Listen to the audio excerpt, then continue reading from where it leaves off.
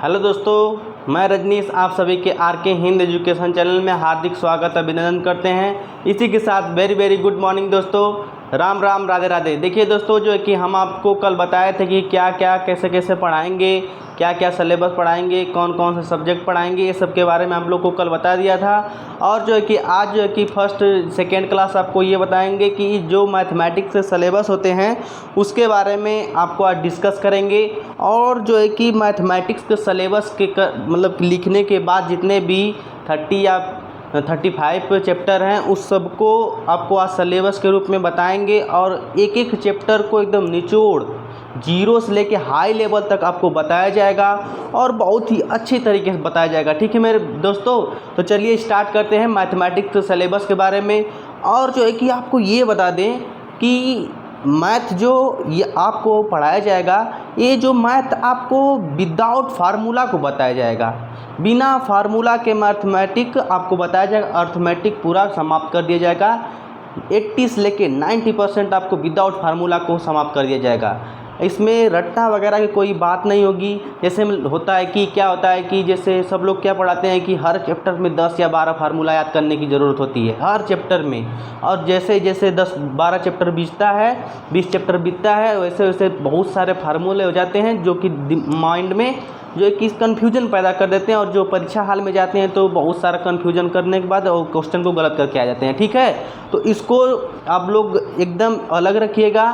Formula एक भी नहीं बताएंगे, एक आध फार्मूला हो जाएगा तो हो जाएगा, लेकिन वो भी फार्मूला बताएंगे तो लॉजिक भी बताएंगे, आखिर क्यों होता है, कहाँ से आया, कैसे आया। ठीक है, और जो है कि आपको कंसेप्ट के माध्यम से उसको आपके माइंड में भर दिया जाएगा। ठीक है, कंसेप्ट बताया जाएगा। और ये भी नहीं कि लॉन्ग मेथड रहेगा, सबसे आसान और सबसे तेज़ लगाएंगे आप, ये मेरा चैलेंज है। ठीक है, तो आपको ये बताना चाहेंगे कि आप लोग किसके बारे में बात करेंगे, मैथमेटिक्स के सिलेबस के बारे में बात करेंगे और बहुत ही अच्छे तरीके से बात करेंगे। ठीक है मेरे दोस्तों, तो देखिए स्टार्ट करते हैं। पहला जो है कि आप लोग जानते हैं कि मैथमेटिक्स के सिलेबस के बारे में कि आखिर क्या होता है। ठीक, मैथमेटिक्स के सिलेबस के बारे में आपको बता देते हैं। ठीक, क्या क्या होता है और कौन से चैप्टर बहुत ही इम्पोर्टेंट होते हैं और हमेशा जो कि आने की संभावना रहती है उसकी। ठीक है, उसके बारे में आपको बता देते हैं। ठीक है मेरे दोस्तों, तो देखिए ध्यान दीजिए। जैसा कि आप लोग जानते हैं कि पहला चैप्टर जो होता है ना, पहला चैप्टर वो तो सबको पता होता है कि क्या होता है और कैसे होता है। ठीक है, तो पहला चैप्टर आप लोग को पता है, जो सब लोग पढ़ाते हैं वो भी हम भी पढ़ाएंगे, लेकिन थोड़ा सा कुछ अलग बताएंगे। और जो है कि देखिए नंबर सिस्टम, पहला क्या होता है, नंबर सिस्टम। ठीक है, सिस्टम, जिसके में आप लोग बहुत बार पढ़े होंगे, नहीं पढ़े होंगे तो वो भी आपको ऐसा लगेगा कि पहले हम पढ़े, ऐसा लगेगा आपको। नंबर सिस्टम को हिंदी में क्या कहते हैं, संख्या पद्धति। क्या बोलते हैं, संख्या पद्धति। ठीक है, संख्या पद्धति के बारे में हम लोग आपसे डिस्कस करेंगे। ठीक है, और दूसरा होता है आपका, दूसरा देखिए नंबर सिस्टम में क्या क्या होता है, इसमें भी 10 या 12 फार्मूले नहीं, रूल्स होते हैं। 10-12 रूल होते हैं। और 10-12 रूल में जैसे आपके डिविजिबिलिटी के रूल कि 2 से कौन सी संख्या कटती है, 4 से कौन सी, 8 से, 10 से, 12 से, 14 से, इसी तरह जो भी कि कौन कौन सी संख्या कटती है, ये डिविजिबिलिटी का रूल हो जाता है। फिर उसके बाद जीरो संख्या ज्ञात करना, इकाई अंक ज्ञात करना, फिर उसके बाद विभाज्यता के नियम, फिर उसके बाद जो है कि शेषफल प्रमेय ज्ञात करना। इस तरह करते करते 10 या 12 फार्मूले और रूल हो जाते हैं। ठीक है, तो उसके बारे में आपको डिटेल्स में बताया जाएगा और बहुत सारे क्वेश्चन कराए जाएंगे। और जो भी क्वेश्चन कराए जाएंगे वो प्रीवियस ईयर के और जो भी आने की संभावना वो सब कराए जाएंगे। फिर उसके बाद जो है कि आपको पढ़ाया जाएगा कि क्या, डेसिमल। क्या पढ़ाया जाएगा, डेसिमल। ठीक है, डेसिमल को हिंदी में क्या कहते हैं, डेसिमल को क्या कहते हैं हिंदी में, आपको दशमलव कहते हैं। क्या कहते हैं, दशमलव। ठीक है, दशमलव कहते हैं। अब देखिए डेसिमल में क्या होता है, डेसिमल में आपको ये होता है कि जैसे कि फ्रैक्शन को डेसिमल में बदलना, डेसिमल को फ्रैक्शन में बदलना, कुछ फ्रैक्शन दे देंगे ऑप्शन में, डेसिमल में आपको ऑप्शन दे देंगे, उसको हल करने के बाद आपको बताना होता है। और बहुत सारे इसमें ये भी कितने प्रकार के होते हैं वो आपको बताएंगे डिटेल्स में जब चैप्टर पढ़ाएंगे तो। और जो है कि तीसरा आपका होता है क्या, और तीसरा आप लोग डालें फ्रैक्शन। क्या डालेंगे, फ्रैक्शन। ठीक है, फ्रैक्शन को क्या कहते हैं, भिन्न। क्या कहते हैं, भिन्न। अब देखिए फ्रैक्शन मतलब क्या होता है, भिन्न। अब देखिए भिन्न में कैसे कैसे क्वेश्चन पूछे जाते हैं। जैसे मैं पूछ देगा कि 4 ठो ऑप्शन, 4 ठो कामा कामा करके 2/8, 20/25 इस तरह करके 4 ठो दे देगा और वही वाला ऑप्शन में डाल देगा। इसमें पूछेगा कि कौन सी बड़ी भिन्न है, कौन सी छोटी भिन्न है। ऐसे ऐसे क्वेश्चन पूछे जाते हैं। और 1 ठो दे देगा, 1 ठो भिन्न दे देगा और 4 ठो ऑप्शन देगा। इसमें पूछेगा कि कौन सी बड़ी भिन्न है, कौन सी छोटी भिन्न है। और एक तरह से पूछता है जैसे उसको आरोही क्रम में बताइए, 4 ठो दे देगा, उसको कह देगा आरोही क्रम में बताइए, 1 ठो को अवरोही क्रम में बताइए, यानी इंक्रीजिंग डिक्रीजिंग के रूप में आपसे पूछता रहता है। ठीक है, ऐसे ऐसे क्वेश्चन इसमें आते हैं। और चौथा जो है कि आप लोग क्या पढ़ेंगे, चौथा इसके में ही आपको एक नया चैप्टर पढ़ाएंगे, डिजिटल सम। क्या पढ़ाएंगे, डिजिटल सम।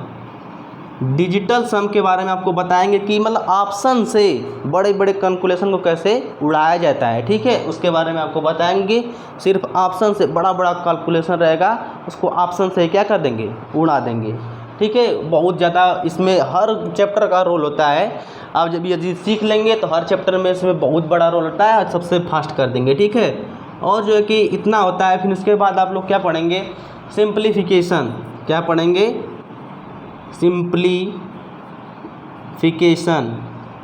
सिंप्लीफिकेशन पढ़ेंगे। ठीक है, सिंप्लीफिकेशन इसके बारे में पढ़ेंगे, जिसको क्या कहते हैं, सरलीकरण। क्या कहते हैं, सरलीकरण। क्या बोलते हैं, सरलीकरण बोलते हैं। जैसे आप लोग बोर्ड मास का नियम पढ़ते हैं ना, बोर्ड मास का नियम, तो बोर्ड मास के नियम से आप लोग 8 या 9th 10th की क्लास का इसमें क्वेश्चन भी रहेगा और उसे एडवांस लेवल तक भी पढ़ाया जाएगा। और बहुत अच्छे तरीके से बोर्ड मास में अच्छे अच्छे क्वेश्चन आते हैं जो कि हर एग्ज़ाम में पूछे जाते हैं। ठीक है, उसके बारे में आप लोग से बात करेंगे। फिर उसके बाद आता है 6वां नंबर पे आपका। फिर उसके बाद ये देखिए, ये सब कैलकुलेशन होता है।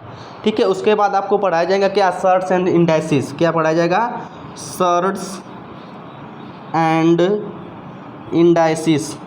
इंडाइसिस, जिसको हिंदी में क्या बोलते हैं, करड़ी एवं घातांक। करड़ी एवं घातांक। अब क्या होता है देखिए, इसको करड़ी एवं घातांक क्या होता है, देखिए जिसमें करड़ी के अंदर बहुत सारे करड़ी दे देंगे। फिर इस पर पूछेंगे कि बताइए इसका मान क्या होगा। फिर घातांक में कैसे क्वेश्चन पूछे जाते हैं, फिर घातांक में घात के ऊपर, 2 के ऊपर, 4 के ऊपर, 8 के ऊपर 10, फिर उसके बाद ब्रैकेट में करके, फिर मजला ब्रैकेट, ऐसे क्वेश्चन पूछे जाते हैं। बहुत बढ़िया बढ़िया क्वेश्चन होते हैं, उसके बारे में आपको भी बताएंगे। ठीक है, और उसके बाद जो होता है 7 नंबर पे आपको बताएंगे क्या, 7 नंबर पे एलसीएम एंड एचसीएफ पढ़ाएंगे। क्या पढ़ाएंगे, एलसीएम एंड एचसीएफ, जिसको बोलते हैं लस है, शॉर्ट में क्या होता है, लस है और मस है। क्या बोलते हैं, लसय और मसय। ठीक है, लसय और मसय बोलते हैं किसको, एलसीएम एंड एचसीएफ को। इसमें भी हमेशा क्वेश्चन पूछे जाते हैं।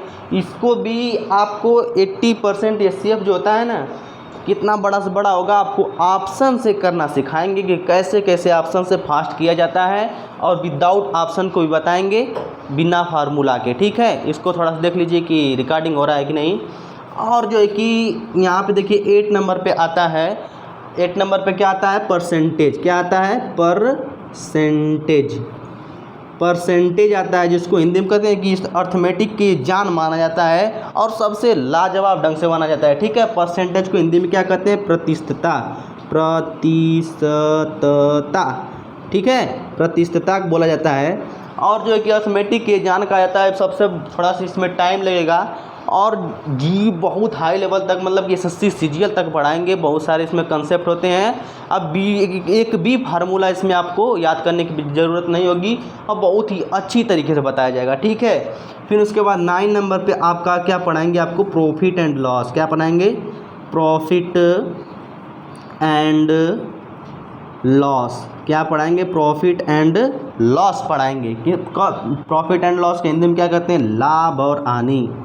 कब लाभ होगा, लाभ और हानि, कब हानि होगी, कितने में कितने वस्तु को बेचें कि लाभ होगा, कितने में कितने वस्तु को बेचें कि हानि होगा। बहुत सारे बहुत इसमें बहुत अच्छा लगेगा आपको और रियल लाइफ से आपको रिलेट करके पढ़ाया जाएगा। ठीक है, अब इतना आप जो कि नोट कीजिए और जो है कि इसके बाद हम आपको बताते हैं कि क्या क्या होता है। ठीक है, और जो है कि इसके बाद आप लोग इतना नोट कीजिए। अब इसको मिटा दे रहे हैं, इसको नोट कर लीजिए। ठीक, और जो है कि अब आपको बता दे रहे हैं कि इसके बाद क्या क्या आता है। ठीक है, ये तो हो गया आपका 9 नंबर हो गया था ना, 9 नंबर लगभग हो गया था। और जो है कि 10 नंबर पे आ जाते हैं और 10 नंबर पे आपको क्या पढ़ाएंगे हम। 10 नंबर पे आपको पढ़ाएंगे, आपका क्या हो गया, प्रॉफिट एंड लॉस के बाद डिस्काउंट आता है। क्या आता है, डिस्काउंट, जिसको बोलते हैं बट्टा। क्या बोलते हैं, बट्टा। जैसे आप जूता लेते हैं, चप्पल लेते हैं, कुछ भी लेते हैं, उसमें डिस्काउंट मिलता है ना, तो आप लोग मुंह में वहीं पे तुरंत कैसे निकाल लेंगे कि डिस्काउंट कितना रुपए का, कितना रुपये, कोई आपको बकाएगा नहीं। ठीक है, बहुत ही अच्छे और बहुत ही बढ़िया तरीके से बताएंगे। ठीक है, बहुत सारे क्वेश्चन इसमें पूछे जाते हैं, प्रीवियस ईयर में पूछे गए हैं और हर जो एक एग्ज़ाम में पूछे जाते हैं। ठीक है, फिर उसके बाद जो है कि उसके बाद आपको पढ़ाएंगे, डिस्काउंट हो गया। डिस्काउंट के बाद आपको पढ़ाए जाएंगे रेशियो। क्या पढ़ाएंगे, रेशियो।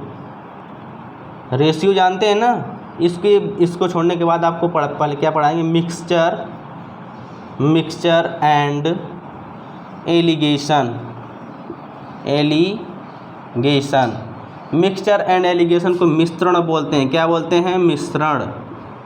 ठीक है, मिश्रण बोलते हैं। और जो कि इसको बहुत, ये तो नाम मात्र का होता है, बहुत ही अच्छा होता है, थोड़ा चैप्टर 1-2 दिन का, उसको समझ लेंगे।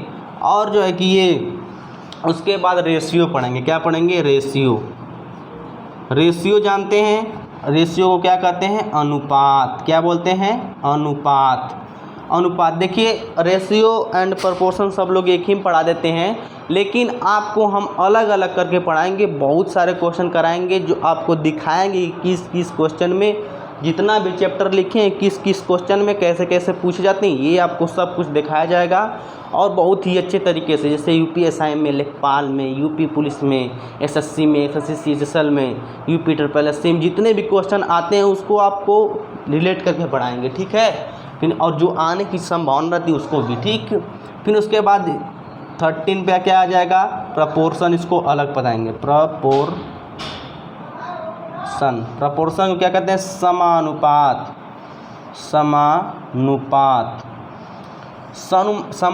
बोलते हैं। ठीक है, इसमें भी बहुत सारे क्वेश्चन की इसके रिलेटिव, ये तो इसके रिलेटिव क्या होगा, ये तो मतलब नॉर्मल क्वेश्चन हो जाते हैं। फिर उसमें जो है कि टॉपी वाला बहुत सारे क्वेश्चन आपको इसमें देखने को मिलेंगे। रेशियो जानते हैं, ये बहुत ही अच्छा चैप्टर है, इसको समझ लेंगे तो रेशियो, प्रपोर्शन, फिर डिस्काउंट वगैरह सब कुछ उसमें से रिलेट करके आपको आखिरी में जो आंसर आएगी इस चीज़ के माध्यम से फास्ट करेंगे। ठीक है, फिर उसके बाद जो है कि रेशियो एंड प्रोपोर्शन के बाद तुरंत आपको क्या पढ़ाएंगे, उसके बाद आपको तुरंत पढ़ाएंगे डिस्काउंट हो गया, मिक्सचर। फिर उसके बाद 14 नंबर पे आपको क्या आ जाता है, सिंपल इंटरेस्ट। क्या आता है, सिंपल इंटरेस्ट, जिसको बोलते हैं क्या, साधारण ब्याज। जानते ही हैं, साधारण ब्याज यानी सिंपल इंटरेस्ट, कब कितने रुपए में कैसा कितना ब्याज लगा, ये आपको बताएंगे कि कब इंस्टॉलमेंट को 20 में क्वेश्चन बताएंगे आपको, कब कितना रुपया रेट दिया है तो समय पूछा है, समय दिया है तो कभी तीनों भी नहीं देता है, उसको भी आपको बताएंगे कि बैंकिंग लेवल का क्वेश्चन क्या आता है। ठीक है, फिर उसके बाद आता है आपका, उसके बाद आता है कंपाउंड इंटरेस्ट। कंपाउंड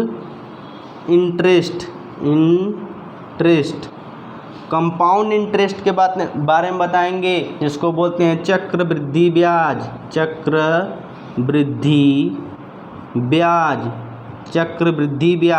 जिसके ब्याज पर भी ब्याज, इस पे चक्रवृद्धि ब्याज मतलब ब्याज पर भी ब्याज। इस पे बहुत बढ़िया क्वेश्चन हर प्रीवियस ईयर में, ऐसा कोई पेपर नहीं है जिसमें ये ना पूछे। ठीक है, और बहुत ही हमेशा बहुत ही कंसेप्चुअल क्वेश्चन हो जाता है। ठीक, फिर उसके बाद आपको बताएंगे टाइम, स्पीड। उसके बाद क्या बताएंगे, time, speed and distance. Time, speed and distance, जिसको हिंदी में क्या बोलते हैं? समय, चाल और दूरी। और ये जो है कि थोड़ा टफ चैप्टर हो जाता है, लेकिन बहुत ही आपको आसानी तरीके से आपको बताया जाएगा कैसे कैसे, कितना हाई लेवल क्वेश्चन आपको बताया जाएगा, ठीक है। बहुत ही अच्छी तरीके से बताया जाएगा, ठीक है। उसके बाद टाइम इन्वेस्ट बिल्कुल भी नहीं किया जाएगा और जल्द से जल्द आपको बताया जाएगा। और उसके बाद आपका आता है क्या? ट्रेन। इसी में क्या पढ़ेंगे? ट्रेन को क्या बोलते हैं? रेलगाड़ी। जो चैप्टर होता है ना, कब बिल्ली आई, कब बिल्ली गई, कब बिल्ली को भगाएंगे, ये सब क्वेश्चन आपको इसी में मिलेगा। रेलगाड़ी, ठीक है। बिल्ली को कब बीच रास्ते में पुल के अंदर उसको दौड़ा दौड़ा कर भगाएंगे, ठीक है। इसमें रेलगाड़ी हो गया। फिर उसके बाद 18 नंबर पे आता है boat and stream. BOAT, boat and stream. Boat and stream यानी नाव और धारा। नाव और धारा क्या होता है? कब धारा के अनुकूल जाना है, कब धारा के प्रतिकूल जाना है। जब नाव चलेगी तब आपको बताएंगे कि कितना अच्छा क्वेश्चन इससे पूछा जाता है और सभी लोग कैसे कैसे धीमे धीमे उसको गलत करते हैं और जैसा लगता है कि वो सही कर रहे हैं, ठीक है। ये आपको बताया जाएगा। फिर इसके बाद ये यहाँ तक हो गया तो आप इसको क्या कर लेंगे? उतार लेंगे और आप लोग अच्छे वे में एक नोट्स वगैरह के रूप में इसको बनाएंगे और जो है कि बहुत ही आपको लाभ मिलेगा, ये मेरा जानना, ठीक है। आपको ये बहुत ही ज़्यादा लाभदायक होगी और जो है कि एडवांस, बेसिक से एडवांस तक आपको बताया जाएगा एक बिग चैप्टर। जब ये चैप्टर कोई समाप्त होगा तो कोई किताब उठाएंगे, लगेगा कि नस्ते नाबूद कर देंगे, ठीक है। ऐसे ऐसे कंसेप्ट आपको बताए जाएंगे। किसी भी के चैप्टर उठाएंगे, कोई भी SSC CGL तक उठा लेंगे तो उसमें का आप जो है कि 80 से 90% क्वेश्चन ऐसे ही उड़ा देंगे, ठीक है। और जब प्रीवियस ईयर अगर कर लेंगे तो भी ख़त्म हो जाएगा, ठीक। फिर उसके बाद बोट एंड स्ट्रीम के बाद आता है रेस। क्या पढ़ेंगे? बोट एंड स्ट्रीम के बाद आता है रेस। क्या पढ़ेंगे? रेस, जिसको बोलते हैं दौड़। कब एक साथ दौड़े लोग, कब 2 मिनट बाद दौड़े लोग, ये सब क्वेश्चन इसमें पूछे जाते हैं। और छोटा चैप्टर है, बहुत अच्छा चैप्टर है, इसको थोड़ा देख लेंगे। फिर इसके बाद जो आता है 20 नंबर पे, और जो है कि ये चल नहीं रहा है। इसके बाद आता है 20 नंबर पे। 20 नंबर पे क्या आता है? आपका टाइम एंड वर्क। क्या आता है? Time and work. क्या आता है? Time and work. इसको क्या बोलते हैं? समय और कार्य।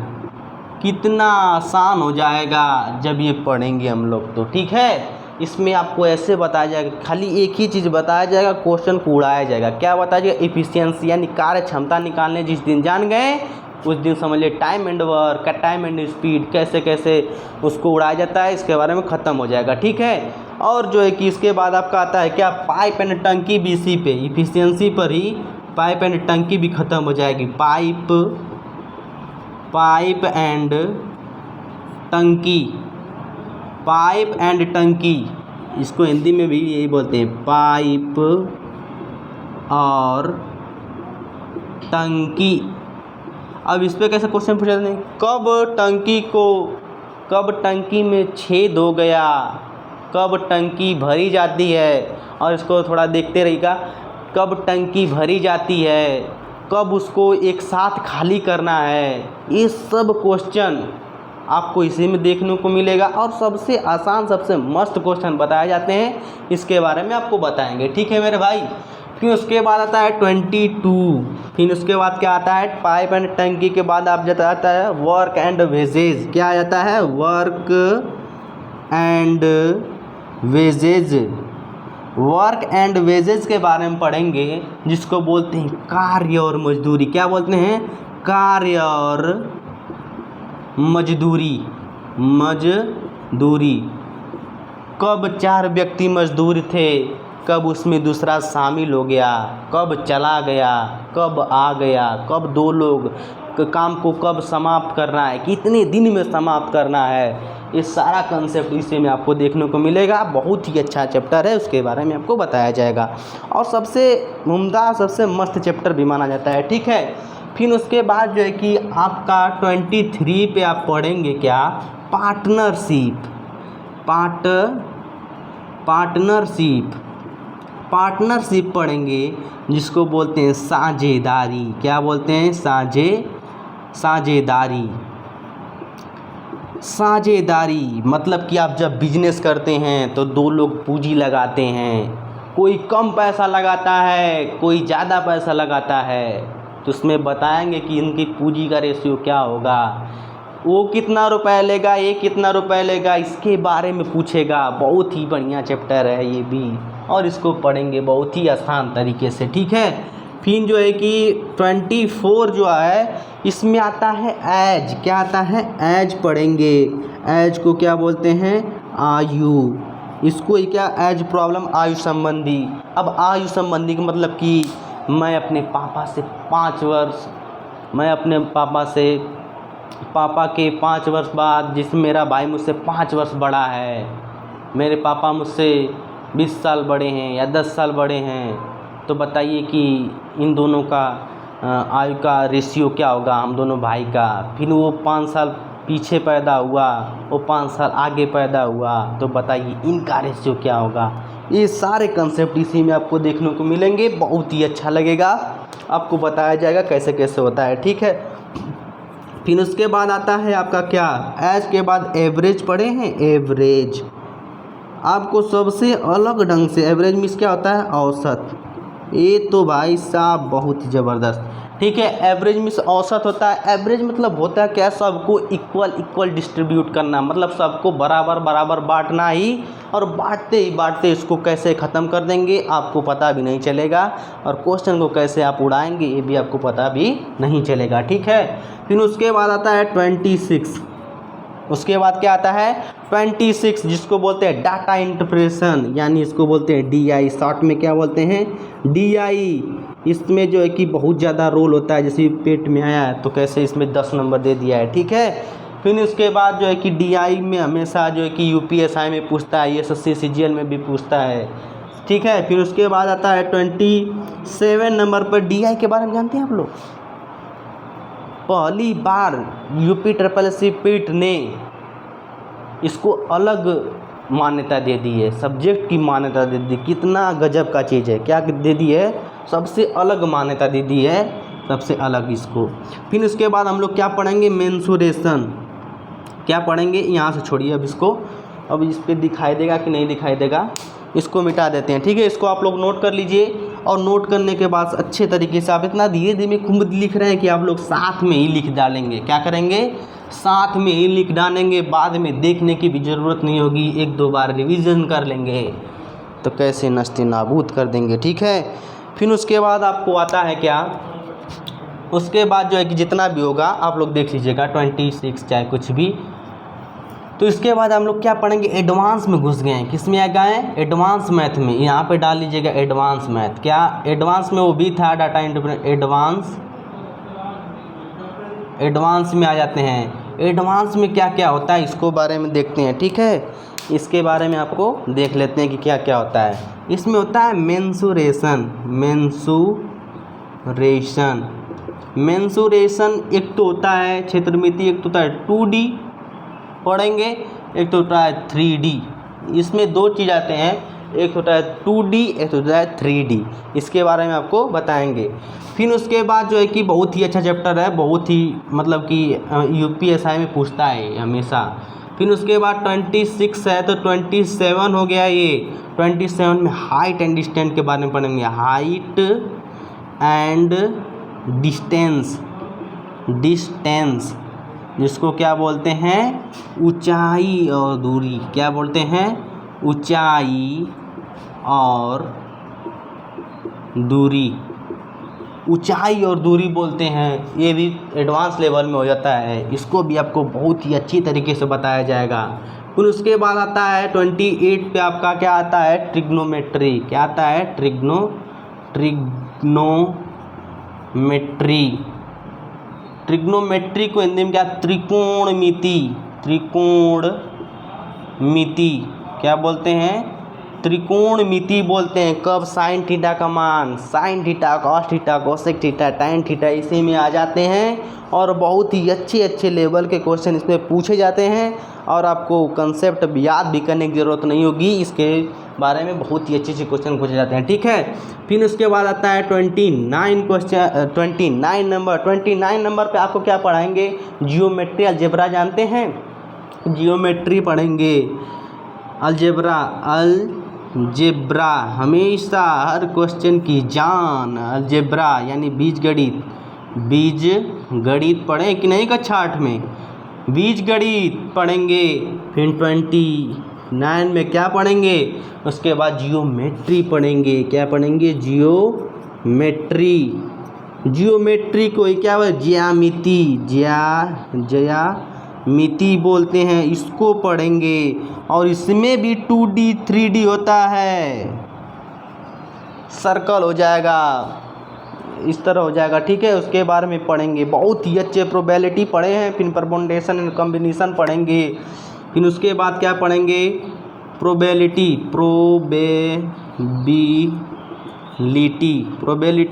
यानी प्रायिकता बोलते हैं इसको। क्या बोलते हैं, प्रायिकता। प्रायिकता के बारे में आपको बताएंगे। संभावना का केस, क्या संभावना, 4 लड़के हैं 3 लड़कियां हैं, बताइए कितनी संभावना है उनको एक साथ बैठने की। 5 गेंदें हैं, लाल गेंदें हैं, 5 काली गेंदें हैं, तो बताइए लाल पीली होने की क्या संभावना। ये सब क्वेश्चन इसमें पूछे जाते हैं, बहुत ही अच्छे क्वेश्चन होते हैं, ठीक है। और ये जो चैप्टर है ना, सब लोग नहीं कर पाते हैं और आपको बताया जाएगा बहुत ही आसान तरीके से। फिर उसके बाद परमुटेशन कॉम्बिनेशन के बारे में, आप परमुटेशन एंड कॉम्बिनेशन, प्रमोशन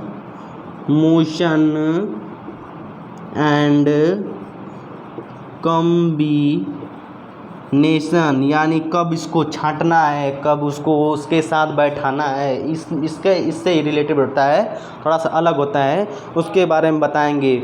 फिर उसके बाद आ जाता है 33 पे आ जाता है सेट थियरी पढ़ेंगे ना, सेट थियरी कक्षा 11 में, थियरी, सेट थियरी आप कक्षा 11 में पढ़ते हैं ना, फैक्टोरियल का मान, ठीक है। कब उपसमुच्चय लगेगा, कब ये समुच्चय लगेगा, कब ये लगेगा, कब ये लगेगा, कब ये लगेगा, ये सब भी किस में पढ़ेंगे, सेट थियरी में पढ़ेंगे बहुत ही अच्छे तरीके से। फिर उसके बाद जो है कि इतना आपको लोग को दिखाया, इतना लोग आप फिर नोट करेंगे और नोट करते हुए हम लोग क्या पढ़ेंगे, आगे पढ़ेंगे और बहुत ही अच्छे तरीके से आगे बढ़ते रहेंगे, कारवां बनता रहेगा, ठीक है मेरे भाई। और जो है कि उसके बाद क्या पढ़ेंगे हम लोग, उसके बाद आपको बताएंगे क्या, 23 हो गया, 33 होगा, 34 आपको बताया जाएगा। क्या बताया जाएगा, इसके बाद वो बच गया। फिर उसके बाद क्वाड्रिक्स,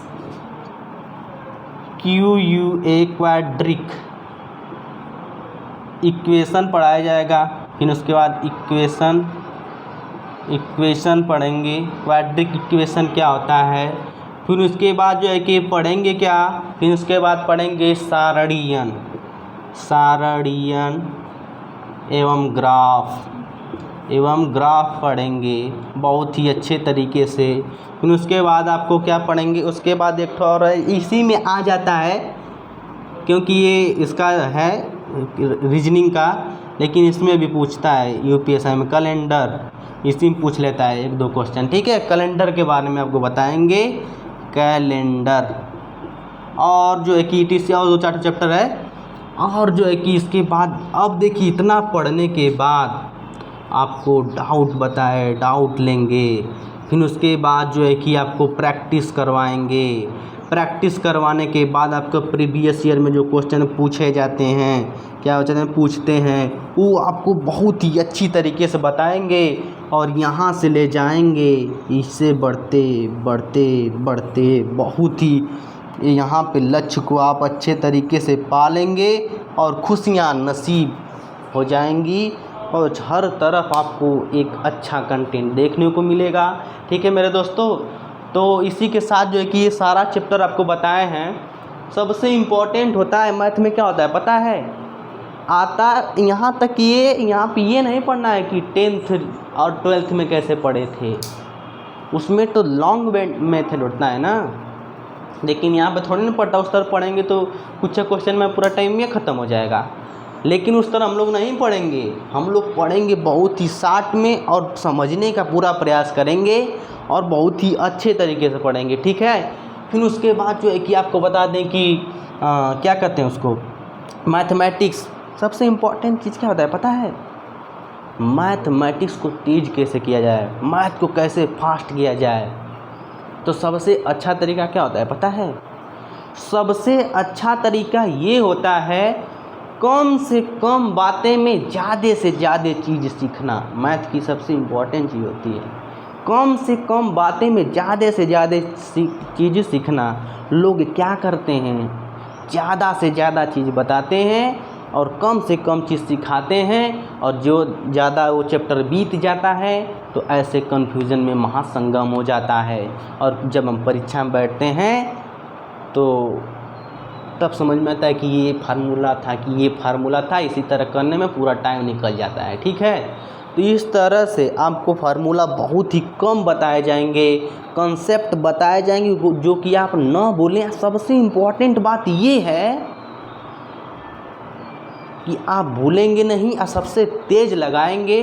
बस थोड़ा सा आपको टाइम लगेगा, आपको ऐसा लगेगा कि थोड़ा सा अलग देखने को मिलेगा, लेकिन आपको ये बता दें कि टाइम लगेगा, उतना भी टाइम नहीं लगेगा, सबसे अलग लगेगा। लेकिन एक बार सीख गए तो सबसे आगे निकल जाएंगे। और 6 महीने के अंदर 2 4 या 5 महीने, 3 महीने या 2 महीने के बाद, मात्र 2 महीने के बाद आपका कॉन्फिडेंस हाई हो जाएगा, आपका पढ़ने के बहुत मन लगेगा। और सबसे अच्छी तरीके से मैथमेटिक्स को रियल लाइफ से जोड़ के पढ़ाएंगे। रीजनिंग तो पूछो ही मत, रीजनिंग का भी पहले सिलेबस बताएंगे, हिंदी का भी सिलेबस, कॉन्स्टिट्यूशन का भी सिलेबस। फिर उसके बाद जो है कि जो चालू करेंगे बहुत ही अच्छी तरीके से चालू करेंगे। मैथ को जानते हैं कि बहुत ही अच्छी तरीके नंबर सिस्टम चालू करेंगे तो बहुत जीरो से उठाएंगे तो हाई लेवल तक ले जाएंगे, ठीक है। कैसे कैसे क्या होता है तब आप लोग को समझ में। जो बिल्कुल भी मैथ नहीं जानता उसको भी ऐसा लगेगा कि हम सबसे तेज़ हो गए यदि 2 4 महीने पढ़ लेंगे तो। लेकिन सब्र करना पड़ता है। स्टूडेंट लाइफ में सब्र सबसे इम्पोर्टेंट चीज़ होती है। जितना सब्र करोगे उतना ग्रो करोगे, ठीक है। अपने लक्ष्य को पाना है तो सब्र करना पड़ेगा, कभी गिरना है तो कभी उठना पड़ेगा, हर चीज़ आपको बताया जाएगा, ठीक है। इसी के साथ दोस्तों जो है कि अब विदा चाहते हैं और हम लोग थोड़ा सा जाएंगे लाइब्रेरी। और जो है कि आपको ये बता देते हैं कि इसी के साथ जो मेरा चैनल है आरके हिंद एजुकेशन चैनल, इसको लाइक, सब्सक्राइब एंड शेयर कीजिएगा मेरे दोस्तों। इसी के साथ थैंक यू, जय हिंद, जय भारत। और मुझको ही बंद करना पड़ेगा।